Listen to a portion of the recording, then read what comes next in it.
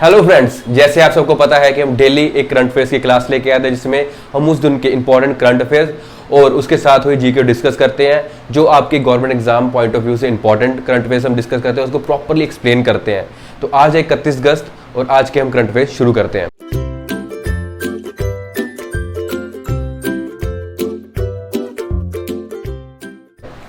हमारा पहला important news आपका करंट अफेयर है डॉक्टर जितेंद्र सिंह, जो हमारे यूनियन मिनिस्टर हैं, उन्होंने एक कैंपेन लॉन्च की है। एक कैंपेन लॉन्च की है और ये कैंपेन क्या है? ये कैंपेन है आपके जो कोस्टल बीचेस हैं, कोस्टल एरिया है, उसके लिए coastal clean up. Coastal clean up में ये क्या कर रहे हैं? ये 75 दिन की 75 डेज की एक कैंपेन है जिसमें 75 बीचेस को क्लीन किया जाएगा।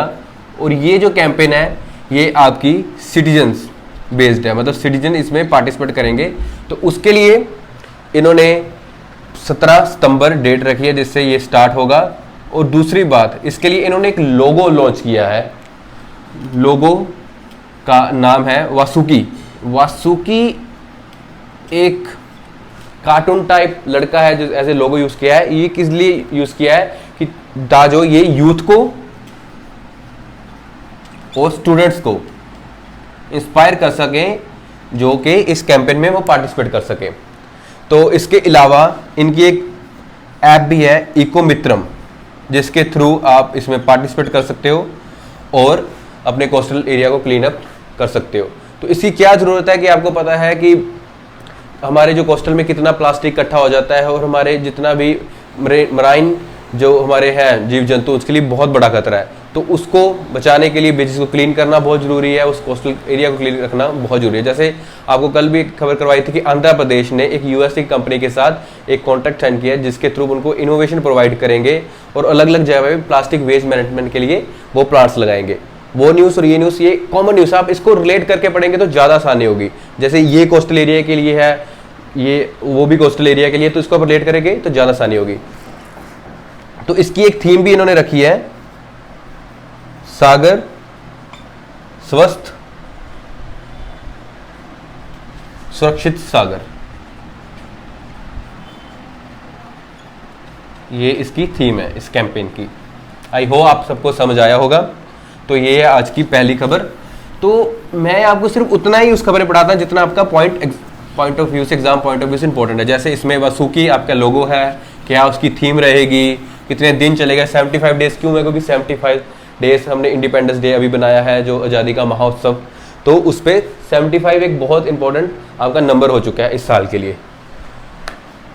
नेक्स्ट, पीएम मोदी गुजरात का दौरा कर रहे हैं 2 दिन के लिए। गुजरात जा रहे हैं 2 दिन के लिए, और जा रहे हैं तो ऐसे तो नहीं जा रहे, तो वो काफ़ी प्रोजेक्ट्स का फाउंडेशन रखने जा रहे हैं। तो पहला वो अपना पार्टिसिपेट वो इनॉग्रेट करने जा रहे हैं हमारा खादी उत्सव। खादी उत्सव जो आपका है ये अहमदाबाद में है, जहाँ पे इस खादी उत्सव में 7500 गुजरात से आर्टिशंस आएंगे जो खादी से अलग अलग चीज़ें वहाँ पे अपनी प्रस्तुत करेंगे।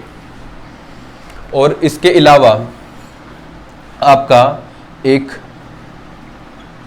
अर्थक्वेक मेमोरियल, जो इंडिया का पहला earthquake memorial, India first earthquake memorial का उद्घाटन करने जा रहे हैं भुज में। और तीसरा, 40 साल आपके पूरे हो गए हैं सुजुकी को इंडिया में, तो वहाँ पे मारुति सुजुकी एक प्लांट है, तो वहाँ पे भी इसको भी सेलिब्रेट करने वो पहुँचेंगे। तो ये 3 इंपॉर्टेंट आपके पॉइंट है कि खादी उत्सव अटेंड करेंगे, अर्थक्वेक मेमोरियल को वो इनॉग्रेट करेंगे और 40 ईयर सुजुकी की इंडिया को वहाँ पे सेलिब्रेट करेंगे। तो ये पहला अर्थक्वेक मेमोरियल है, क्योंकि भुज में काफ़ी साल पहले एक बहुत बड़ा अर्थक्वेक आया था, तो उसके जो नुकसान हुआ, जो लोग मारे गए, उसकी याद में ये मेमोरियल बनाया गया है भुज में। तो आप लोग बता सकते हो कि गुजरात के सीएम कौन है? आई होप आपको पता हो। गुजरात के सीएम का नाम है भूपेंद्र भाई पटेल, और ये बीजेपी से हैं। तो बीजेपी जिंदाबाद। गुजरात में काफ़ी सालों से इनकी सरकार चल रही है। और नेक्स्ट आपका एक और न्यूज़, वो न्यूज़ है आपकी सीतारमन जी, जो आपको पता है हमारी फाइनेंस यूनियन फाइनेंस मिनिस्टर हैं इंडिया की। वो शिरकत कर रही हैं आपकी एक मिनट कॉन्क्लेव हो रही है उसमें। तो क्या है मिनट कॉन्क्लेव? इस मिनट कॉन्क्लेव में ये सीतारमन जी उसको प्रमोट कर रही है कि ज़्यादा से ज़्यादा मिलेट्स को इंडिया में उगाया जाए और न्यूट्रिशन वैल्यू हमारी डाइट की बढ़े। तो इसमें इसके अलावा जो इसको और पार्टिसिपेशन है वो नाबार्ड की है। और ये कहाँ पे हो रहा है? ये हो रहा है आपका यूनिवर्सिटी ऑफ एग्रीकल्चर साइंस। कहाँ पे है ये? राचूरी, कर्नाटका में। यहाँ पे ये कॉन्क्लेव हो रहा है और सीतारमन जी ने पार्टिसिपेट किया है और नाबार्ड इसको प्रमोट कर रहा है, नाबार्ड इसमें हेल्प कर रहा है। तो नाबार्ड क्या है? नाबार्ड आपका है national bank for agriculture and rural development. तो नाबार्ड का काम क्या होता है कि एग्रीकल्चर को प्रमोट करना। एक बैंकिंग सेक्टर है जो सिर्फ एग्रीकल्चर रूरल डेवलपमेंट को जैसे उनको लोन्स देने, ये सब काम नाबार्ड का है।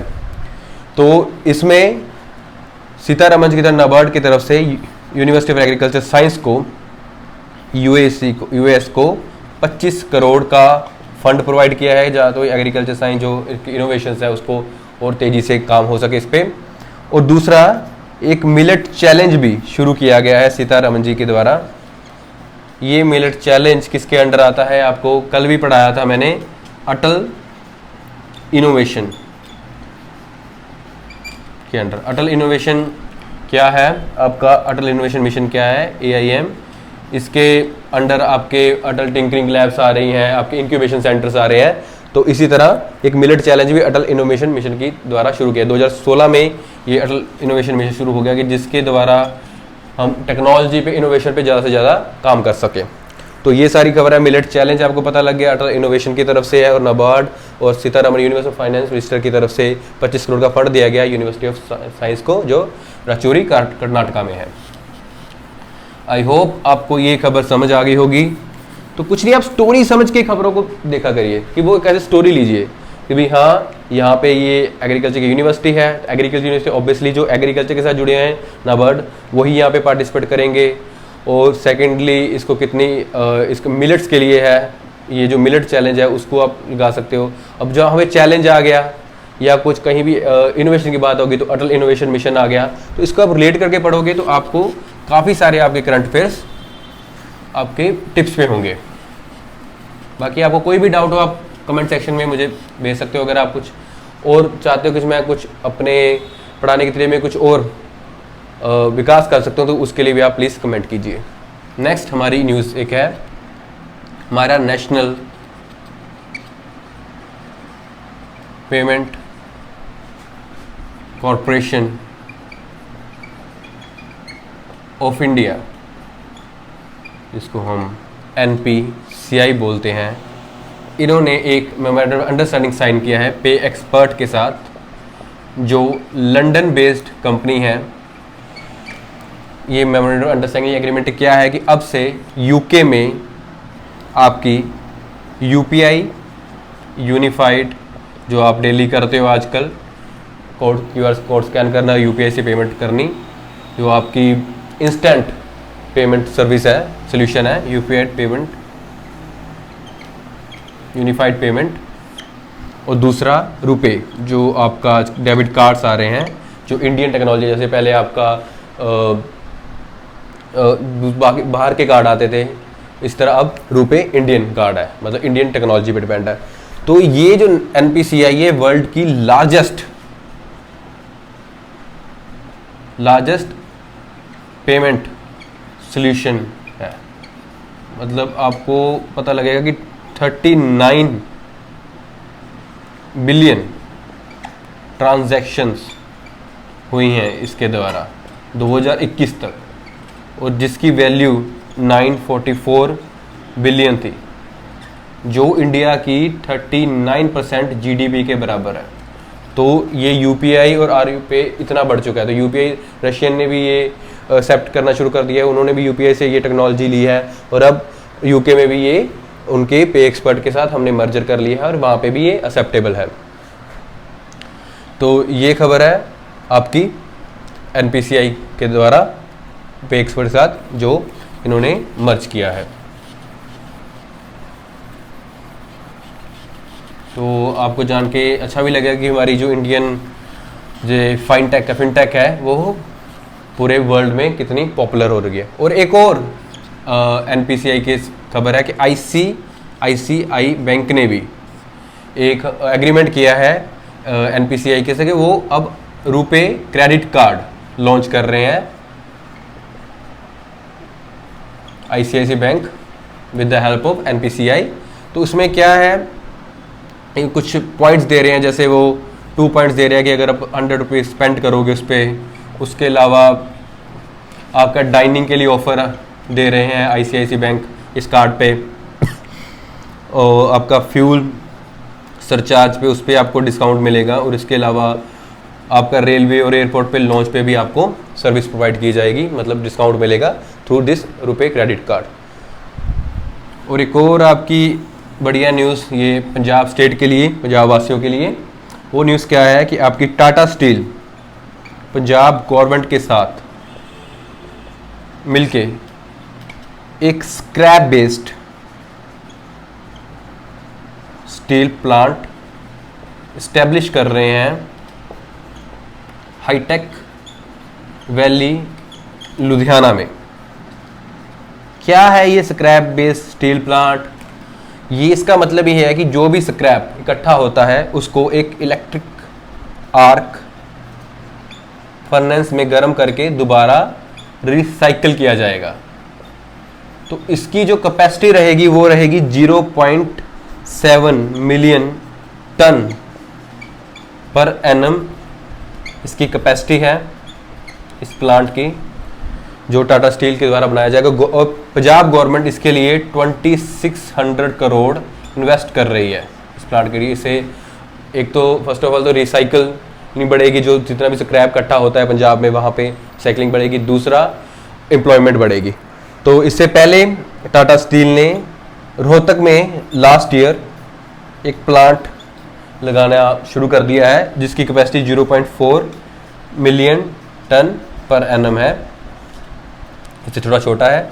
तो ये खबर है आपकी पंजाब गवर्नमेंट और टाटा स्टील के द्वारा एक स्क्रैप बेस्ड स्टील प्लांट बनाया जाएगा। तो हमारी एक और जो हमारी स्टील अथॉरिटी ऑफ इंडिया की कभी एक चैलेंज है कि 2045 तक जीरो कार्बन एमिशन हो, जीरो कार्बन आपका कार्बन एमिशन हो थ्रू स्टील प्लांट्स। तो हम जैसे रिसाइकल करेंगे हमारा इलेक्ट्रिकल फर्नेस में, तो इससे कार्बन एमिशन बहुत कम हो जाएगी। तो इस तरह के अभी नए नए वो प्लांट्स पूरे इंडिया में लगाने की सोच रहे हैं, जो कम से कम आपका कार्बन एमिशन हो, कम से कम पोल्यूशन हो, क्योंकि पोल्यूशन एक बहुत बड़ी समस्या बन चुकी है हमारे इंडिया के लिए। और एक और आपका न्यूज़ रह गई थी, आपको बताना भूल गए थे कि 29 अगस्त को नेशनल स्पोर्ट्स डे सेलिब्रेट किया जाता है। तो इस दिन आप यही दिन क्यों चुना गया नेशनल स्पोर्ट्स डे के लिए? इस दिन ध्यानचंद जो आपके हॉकी के बहुत महान खिलाड़ी थे और जर्मन ओलंपिक्स में इन्होंने इंडिया को गोल्ड जिताया था बिफोर इंडिपेंडेंस। ये आई थिंक 1936 में हुआ था, तब हिटलर था वहाँ पे, हिटलर का राज था।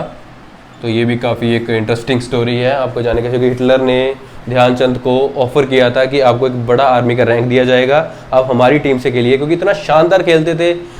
तो उस टाइम पे यूरोप की गेम बहुत, आज भी आपको देखा ऑस्ट्रेलिया जर्मनी कितनी बड़े लेवल की हॉकी प्लेयर्स हैं, हॉकी टीम्स हैं। तो उस टाइम पे गोल्ड मेडल ओलंपिक्स में जीतना बहुत बड़ी बात थी, और ध्यानचंद एक बहुत औसम प्लेयर थे।